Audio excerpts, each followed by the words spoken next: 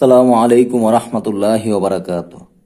শুরু করছি সূরা আর রহমানের আমল বা সূরা আর রহমানের ফজিলত সম্পর্কে আলোচনা। সূরা আর রহমানের আমল। 1 নম্বরে, এই সূরা নিয়মিত পাঠকারীর রুজি বৃদ্ধি পায়, পাঠকারীর চেহারা উজ্জ্বল ও লাবণ্যময় হয়।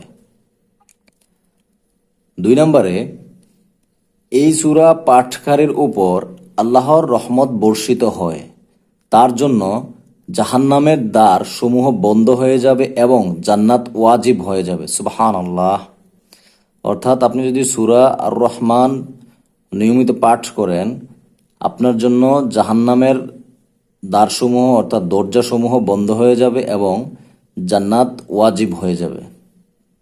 3 নম্বরে, এই সূরার ফাবি আইয়ি আলাই আয়াতটি 2বার পাঠকারীর সর্বদা ও সর্বক্ষেত্রে মান সম্মান নসিব হয়।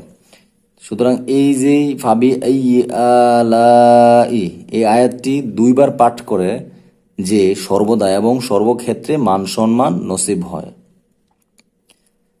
4 নম্বরে, যে কোনো অসুস্থ ব্যক্তিকে এই সূরা লিখে ধুয়ে সে পানি পান করালে সুস্থ হয়। চক্ষু রোগীর ক্ষেত্রে এই সূরা পড়ে ফুঁক দিলে রোগ ভালো হয়। এই সূরা পড়ে শরিয়াহ সম্মত যে কোনো মকসদ হাসিলের উদ্দেশ্যে দোয়া করলে তা হাসিল হয়। অর্থাৎ আপনি যদি এই সূরাটি সূরা আর রহমান লিখে ধুয়ে সে পানি পান করান অসুস্থ ব্যক্তিকে, তাহলে সুস্থ হবে। চক্ষু রোগীর ক্ষেত্রে এই সূরা পড়ে ফু দিলে চক্ষু রোগ ইনশাআল্লাহ ভালো হয়ে যাবে। এবং আপনি যে কোনো মকসদ মনের ইচ্ছা যদি হাসিল করতে চান, সেক্ষেত্রে আপনি সূরা আর রহমান পড়ে আল্লাহ তাআলার কাছে দোয়া করতে পারেন, ইনশাআল্লাহ আপনার দোয়া কবুল হবে।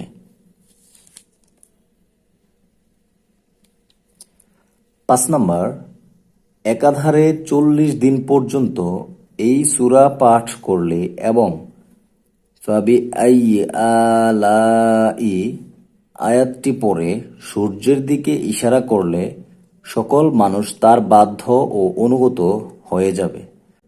6 নম্বর, প্লীহা রোগে আক্রান্ত ব্যক্তির প্লীহার উপর এই সূরা পাঠ করে দম করলে ইনশাআল্লাহ ওই ব্যক্তির আর প্লীহা রোগ থাকবে না। 8 নম্বরে, রুজি বৃদ্ধির জন্য এই সূরার আমল বিশেষ ফলদায়ক।